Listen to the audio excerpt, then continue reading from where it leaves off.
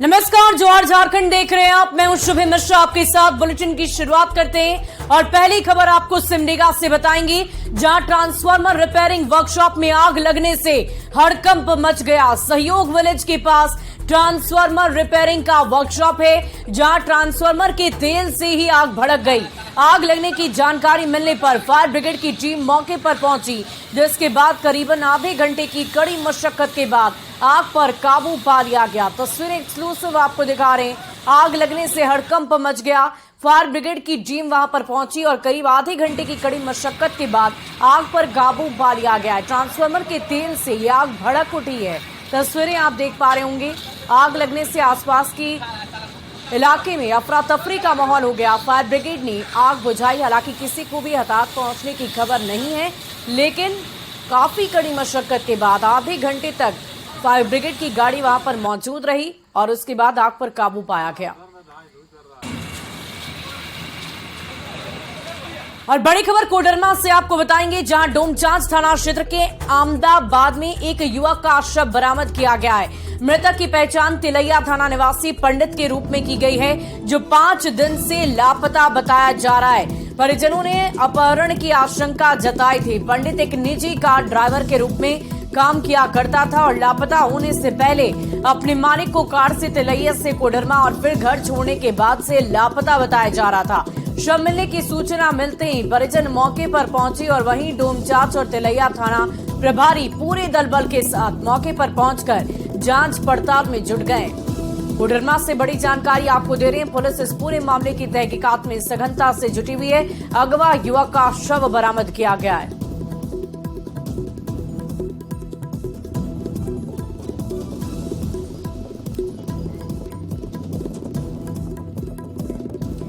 और खबर राजधानी रांची से, जहां पंडरा में युवक को गोली मारने के आरोपी अपराधी को पुलिस ने गिरफ्तार कर लिया है। पुलिस ने न केवल उसे गिरफ्तार किया, बल्कि सड़क पर परेड करने को भी संदेश दिया है और ये कहा है कि परेड कराकर हम संदेश देने की कोशिश कर रहे हैं कि अपराधी और उसके खौफ की उम्र अधिक नहीं होती है।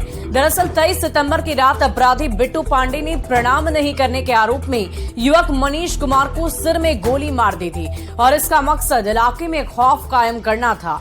मामले में कार्रवाई करते हुए पुलिस ने उसके 6 गुर्गों को गिरफ्तार कर लिया था, लेकिन मुख्य आरोपी बिट्टू वहां से फरार हो गया। उसे इटकी इलाके से गिरफ्तार किया गया है। साथ ही एक ऑटोमेटिक पिस्टल, देसी कट्टा और कई कारतूस भी जब्त किए गए हैं। बताया जा रहा है कि बिट्टू शातिर अपराधी है और कुख्यात अपहर्ता चंदन सोनार गिरोह से जुड़ा हुआ है।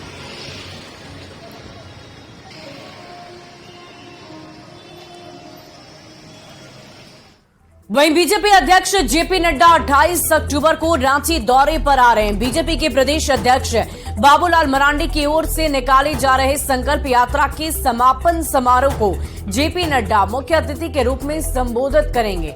इसका आयोजन हरमू मैदान में किया जाएगा। इस मौके पर रांची, हटिया, कांके, मांडर, खिजरी और तमाड़ विधानसभा की जनता की संयुक्त सभा भी आयोजित की जाएगी।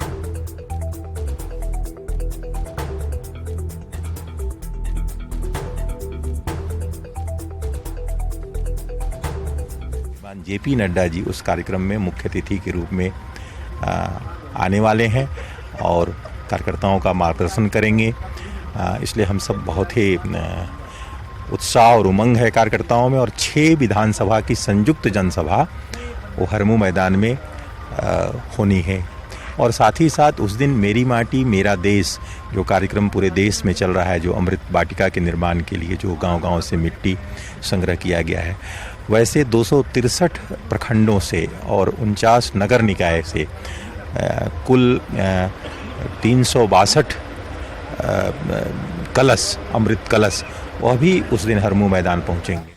और धनबाद की बागमारा पोलो ग्राउंड में आज होने वाली संकल्प रैली को बाबूलाल मरांडी संबोधित करेंगे।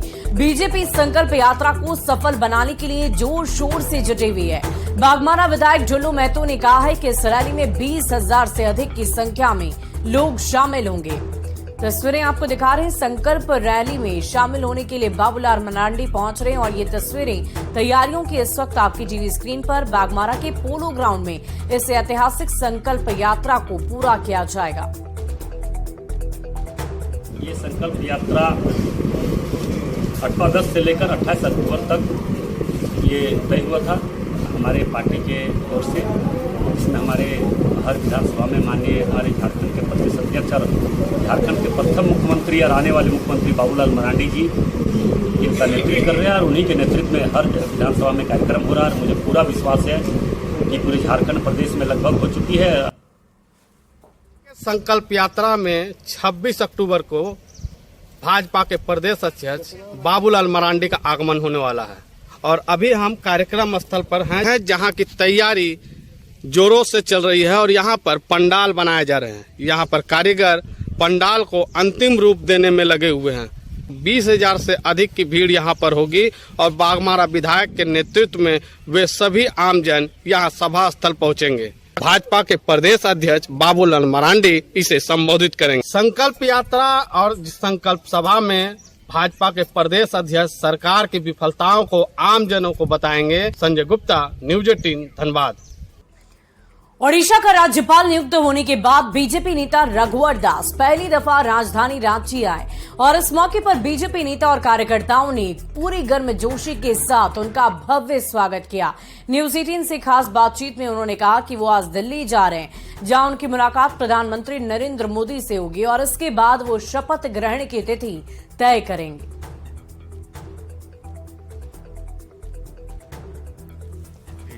ये मेरा सौभाग्य है कि एक मजदूर, टाटा स्टील का मजदूर, महामहिम की कुर्सी तक पहुंचकर अब उड़ीसा की जय जगन्नाथ बाबा ने हमें बुलाया उड़ीसा की जनता की सेवा करने के लिए। निश्चित रूप से जो हमारे माननीय प्रधानमंत्री जी का टीम इंडिया का जो कंसेप्ट है कि राज्यों में भले किसी दूसरी पार्टी की सरकार हो, लेकिन देश के विकास के लिए टीम इंडिया के तहत राज्य सरकार को काम करने की जरूरत है।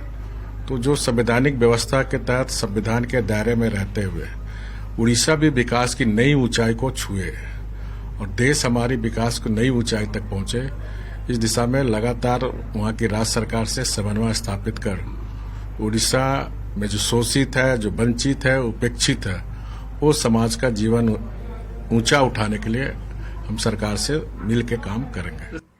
और रामगढ़ में उत्पीड़न की शिकार महिलाओं को मदद के लिए बने सूखी वन स्टॉप सेंटर में ताला लटका हुआ है। जेल रोड के कोठार में 2 साल पहले 42 लाख की लागत से इसका उद्घाटन किया गया, लेकिन इसे चालू नहीं किया जा सका है। नतीजा है कि बंद भवन से सामानों की चोरी हो रही है, वहीं देखरेख के अभाव में भवन भी जर्जर हो गए हैं। अभी सखी वन स्टॉप सेंटर टायर मोड़ के मुराम कला के पुराने पंचायत भवन से ही ये संचालित हो रहा है, लेकिन वहां भी संसाधन का अभाव है।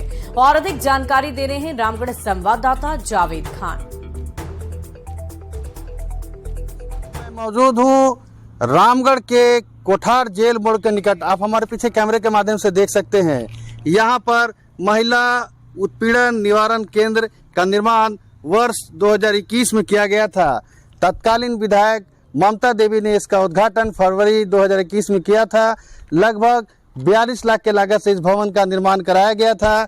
यहाँ पर महिला बाल विकास और सामाजिक सुरक्षा विभाग द्वारा इस भवन को बनाया गया था ताकि जो उत्पीड़ित महिलाएं, जो घरेलू हिंसा के शिकार महिलाएं हैं या जो दहेज वगैरह के लिए जो महिलाओं को प्रताड़ित किया जाता था, उसे यहाँ पर ला करके आपसी सुलह कराने के लिए इसे बनाया गया था।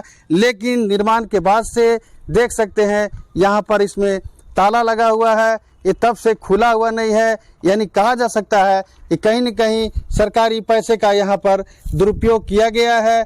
और ये भवन जो है फिलहाल जो है इससे संबंधित भवन जो है वो रामगढ़ के टायर मोड़ में चल रहा है, एक पंचायत भवन में, जबकि उसका ये नया भवन चमचमाता हुआ भवन बन कर तैयार है। यहाँ सारी सुविधाएं मौजूद है, बावजूद इसके यहाँ पर इस भवन को क्यों नहीं खोला जा रहा है, इस पर अधिकारी फिलहाल कुछ बोलने को तैयार नहीं है। 2 साल भला कोई रहता है इसमें? रात का रहता है सुलंदर। अच्छा, रात में केवल आता है आदमी? हाँ, रात को आता है, फिर सवेरे 22 बजे चल जाता है। अच्छा, दिन में नहीं खुलता है? नहीं, कभी नहीं खुला है दिन में? नहीं। इस भवन का जब उद्घाटन किया गया था तो लोगों में उम्मीद जगी थी कि यहाँ पर वैसी महिलाओं का समस्या का समाधान होगा जो घरेलू हिंसा के शिकार हैं या दहेज संबंधी जो मामले आते हैं उसका निवारण यहाँ पर किया जाएगा। लेकिन यहाँ पर भवन बनकर तैयार है, लेकिन यहाँ अधिकारी और उससे संबंधित कर्मचारी यहाँ बैठने को तैयार नहीं हैं। जावेद खान, न्यूज 18 रामगढ़। और रही बात जो आप बोल रहे हैं कि नया भवन में कब तक शिफ्ट करेंगे, तो वहाँ जो है अभी प्रोसेस में लगे हुए हैं। जितना जल्दी बिजली के कनेक्शन हो जाएगा हम लोग शिफ्ट कर लेंगे। नया भवन बने 2 साल हो गए। हाँ, हुआ तो है। और बिजली कनेक्शन की वजह से नहीं जा पा रहे। वर्तमान में तो वही समस्या है। और न्यूज 18 की टीम ने जब सखी वन स्टॉप सेंटर के प्रशासक से नए भवन में शिफ्ट नहीं किए जाने पर सवाल किए तो उन्होंने बिजली कनेक्शन के अभाव को वजह बता दिया। हालांकि जल्द ही इसकी शिफ्टिंग का भरोसा दिया गया है। पराकाष्ठा है और हिस्टेरिकल रिएक्शन के रूप में हम इसे देख सकते हैं। संविधान के आर्टिकल 1 का ये लोग क्या करेंगे, जहां स्पष्ट रूप से उल्लेखित है कि इंडिया दैट इज भारत। तो अगर इस प्रकार की कोई बदलाव लाने का कवायद इनको करना था, तो सबसे पहले जब इतना बड़ा बदलाव करना चाहते थे तो तमाम राजनीतिक दलों को विश्वास में लेना चाहिए था। देश की जनता को ये बताना चाहिए था कि हम इस प्रकार का काम करने जा रहे हैं। लेकिन ये रिएक्शनरी बदलाव है। जब से इंडिया गठबंधन बना जुलाई के महीने में और लगातार लोगों का जुड़ाव इसके साथ होते जा रहा है, आसन्न चुनाव में अपनी हार को देख करके इस प्रकार का एक रिएक्शन इनके जरिए आना स्वाभाविक था। इंडिया का तो पहला उल्लेख मेगास्थेनिस ने किया था। तो इस तरीके से अगर आप मुंबई बन सकता है, बॉम्बे से मुंबई बन सकता है, प्रयागराज बन सकता है इलाहाबाद से, तो भारत से क्यों आपत्ति? इनको देश की जो पुरानी सांस्कृतिक सभ्यता है उससे क्यों इतनी आपत्ति है? दरअसल इन कांग्रेसियों ने ना हमेशा मुगलों और अंग्रेजों के साथ देकर इतिहास को लिखा था। हमारे यहाँ कि जो हमारे यहाँ के बड़े लड़ाके थे, वो अगर हम शिवाजी महाराज की बात करें, महाराणा प्रताप की बात करें, तो इनके इतिहास को दबाने का काम किया गया था, मुगलों को ग्लोरीफाई किया गया था।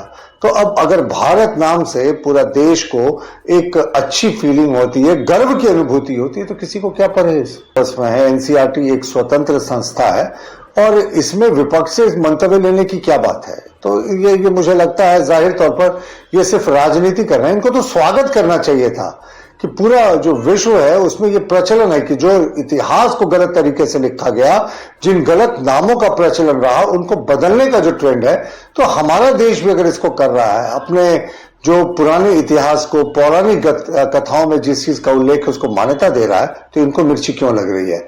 जाहिर तौर पर ये अंग्रेजों के पिट्ठू हैं। और एनसीईआरटी के 12वीं की सिलेबस में अब इंडिया की जगह भारत नाम का प्रयोग किया जाएगा। इस फैसले को लेकर कांग्रेस ने आरोप लगाया है कि ऐसे बदलाव से पहले ना तो चर्चा की गई और ना ही जनता से सुझाव लिया गया। वहीं बीजेपी ने आरोप पर पलटवार किया है, साथ ही इसे एनसीईआरटी का फैसला बताते हुए विपक्ष की राय लेने की जरूरत से इनकार कर दिया। और हजारीबाग के हृदय स्थली कही जाने वाली झील में इन दिनों गंदगी का अंबार लगा हुआ है। झील का पानी साफ नहीं होने की वजह से पानी से बदबू आने लगी है। आने वाले वक्त में छठ का त्योहार है और ऐसे में झील में छठ पूजा करने में काफी दिक्कतों का सामना करना पड़ सकता है।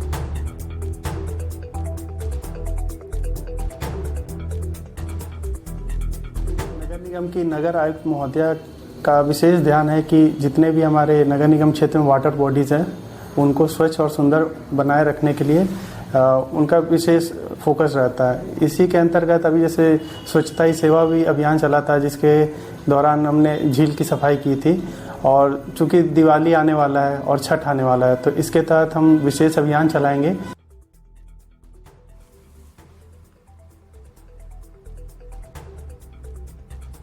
कहीं न कहीं जोखिम, ये जो जलकुंभिया से यह पूरा भरा पड़ा जो हजारीबाग का झील परिसर है, यह कहीं न कहीं जोखिम साबित हो रहा है। लेकिन हालांकि यहाँ पे कुछ लोग मौजूद हैं, हम इनसे जानेंगे कि क्या कुछ कहते हैं इस झील परिसर में जो तमाम तरह की गंदगियां फैली है, इसको लेकर क्या कुछ देखना चाहते हैं? बहुत गंदगी है, एकदम देखने में खराब लगता है, गंध देता है घूमने फिरने में, और लोग यहाँ साफ नहीं करवा रहे हैं। यही तो गलत बात है ना। आजादी करके लैला मजनू तो ही खराबी कर रहा है, सब गंद का सब नाश्ता करते हैं, यही अथी में फेंक देते हैं। छठ पर्व का समय आ गया है, सब साफ कराना चाहिए। हम लोग का भी रिस्पॉन्सिबिलिटी है कि साफ सफाई होना चाहिए। तो ऐसे लोग बर्थडेज में, एनिवर्सरीज में पार्टी करने आ जाते हैं, पार्क में आ जाते हैं, तो एक प्रॉपर जगह हम लोग को गार्बेज फेंकना चाहिए। नगर निगम को ये झील का जल कुंभी साफ कराने के साथ साथ डस्टबिन भी लगवाना चाहिए। नगर निगम का तो जवाबदेही बनता ही है, लेकिन जो आम नागरिक यहाँ पे घूमने के लिए पहुंचते हैं, ऐसी स्थिति में यहाँ पे जो है कचरा को ना फैलाएं। हालांकि अभी जो जलकुंभियां लगी हुई हैं, यहाँ पर जो जलकुंभियों को नगर निगम के द्वारा साफ करवाने की आवश्यकता थी, ताकि जो यह जो क्षेत्र है या झील परिसर है साफ और सुंदर हो सके। सुशांत सोनी, न्यूज 18, हजारीबाग। और हजारीबाग की सरौनी घुर्द गांव में विजयादशमी पर भोजपुरी गानों की महफिल सज गई है, जहां फुहड़ गानों के धुन पर बाहर से आई डांसर्स ने ग्रामीणों के सामने फुहड़ डांस किया। पुलिस और प्रशासन को ठेंगा दिखाते हुए डीजे पर अश्लील गाने बजाए गए और उस गाने के धुन पर किराए की डांसर्स रात भर नाचती रही। ग्रामीणों की भीड़ वाहवाही करती रही और पूजा के नाम पर किए गए अश्लीलता के तमाशे की तस्वीरें इन दिनों सोशल मीडिया पर बड़ी तेजी से वायरल हो रही है। साथ ही हजारीबाग पुलिस की कार्यशैली पर भी ये तस्वीरें सवाल खड़े करती है। और देवघर के निखिल कश्यप विश्व कल्याण की कामना के साथ एक बार फिर 12 ज्योतिर्लिंग और 4 धाम की यात्रा पर साइकिल से निकल रहे हैं। और इससे पहले भी निखिल साइकिल से ये कठिन यात्रा पूरी कर चुके हैं। इस पूरी यात्रा में करीब 6 महीने से अधिक का वक्त लग जाता है। निखिल का भारत भ्रमण का बचपन से ही सपना था, जिसे अब वो साइकिल से पूरा कर रहे हैं। इसी के साथ उन जगहों पर भी जा रहे हैं जो आध्यात्म से जुड़ी हुई है। निखिल पुरोहित समाज से आते हैं और मंदिरों में पूजा अर्चना करते हैं। उनकी यात्रा की शुरुआत बाबा बैद्यनाथ धाम से हुई और इसके बाद वो उड़ीसा के जगन्नाथपुरी पहुंचेंगे। इसके बाद रामेश्वरम और फिर दूसरे धाम की ओर निकलेंगे।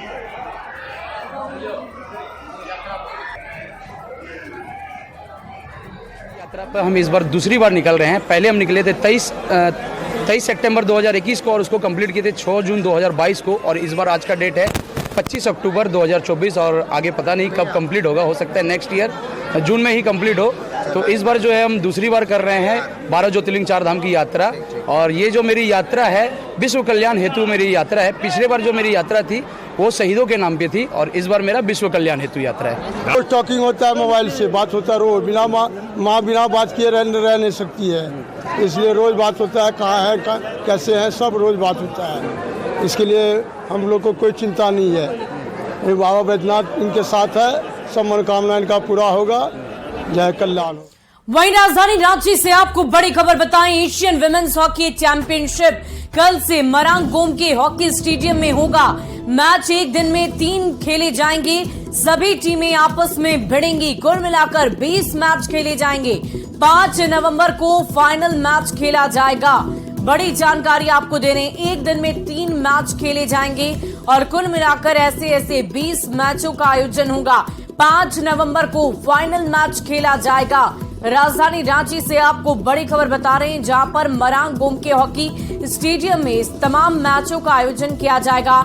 एशियन विमेंस हॉकी चैंपियनशिप कल से शुरू हो जाएगी।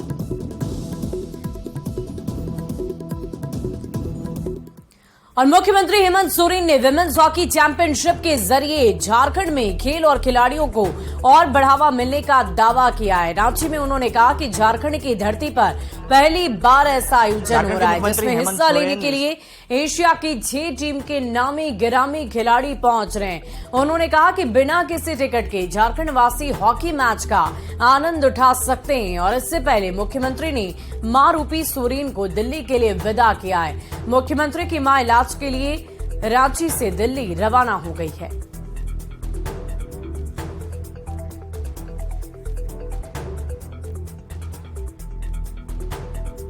और फिलहाल इस बुलेटिन में अभी के लिए बस इतना ही। नजर डाल लेते हैं अब तक की हेडलाइंस पर।